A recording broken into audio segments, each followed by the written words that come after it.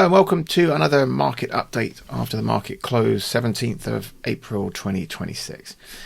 So as a recap here, we always start off with the S&P 500. Here's that bull market that we doubled our money on and then we got out again here.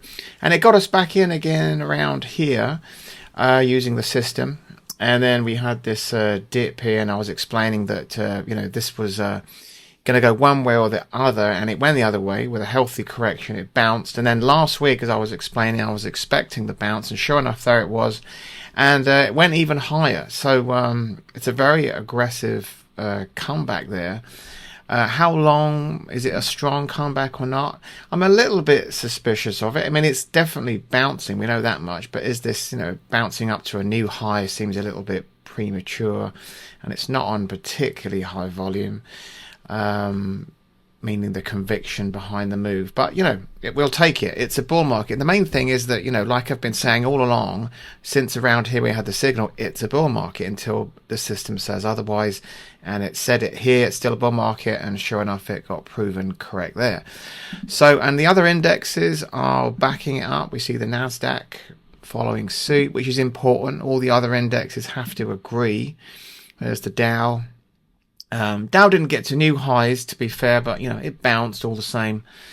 And looking around at other indicators, the bounce definitely, what's behind it looks like there's a lot of breadth there, meaning it's this participation. It's not fake really, everything else seems to be looking in line with. This is a recovery of sorts. With it, it's very news driven, of course, with the whole thing on the Persian Gulf, and it's still not undecided, to be fair. So I wouldn't be surprised if there's more volatility here. There's Bitcoin in. If it wasn't clear to you already, the chart always makes it clear. Bitcoin is in a bear market and has been ever since I gave the signal way back here. 3rd of November 2025. But it's looking like it's broken out. It might have broken out of this little step here, but we'll see. It's still, needs to get fairly above 65 before we could say anything else. And even then, it's below the curve. It's below the 40-week, which is now turning decidedly downwards. Make no mistake about it. Bitcoin is in a bear market until proven otherwise. So let's look at some individual stock picks here. Everything's going well with our picks, so I don't need to go over them individually, but I will add a new one this week, which is IMAX.